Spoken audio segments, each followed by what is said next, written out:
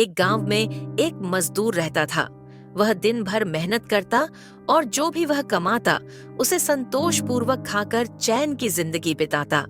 उसके पड़ोस में एक सेठानी हर रोज महल से झांककर मजदूर परिवार की मस्ती देखती रहती।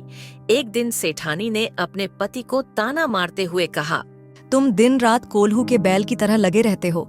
चैन, सुकून, फुर्सत, खुशी, मस्ती, ये सब क्या होता है, ये तो तुम्हें पता ही होगा।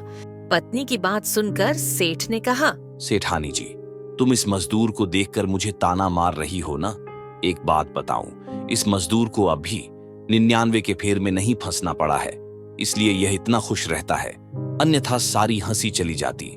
सेठ जी की बात सेठानी को समझ नहीं आई और सेठानी ने पूछा, 99 का फेर, ये 99 का फेर क्या होता है? अरे सेठानी जी, आप ऐसे नहीं समझोगी, रात होने दो, फिर आपको सब समझ आ जाएगा। ऐसा कहकर सेठ और सेठानी वहां से चले गए।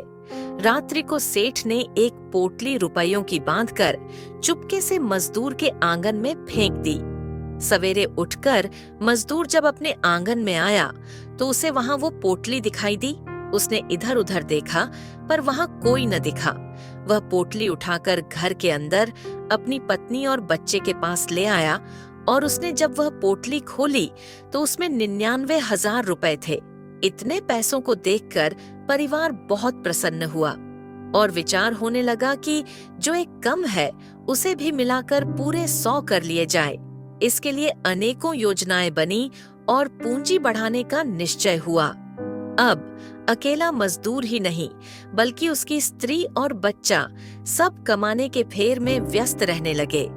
रात्रि को देर में थके मांदे से आते, सवेरा होते होते उन्हें फिर कमाने के लिए दौड़ना पड़ता।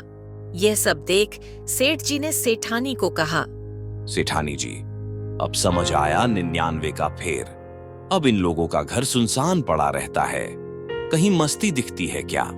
सेठ जी की बात सुनकर सेठानी बोली, हाँ सेठ जी, अब मुझे सारी बात समझ आ गई।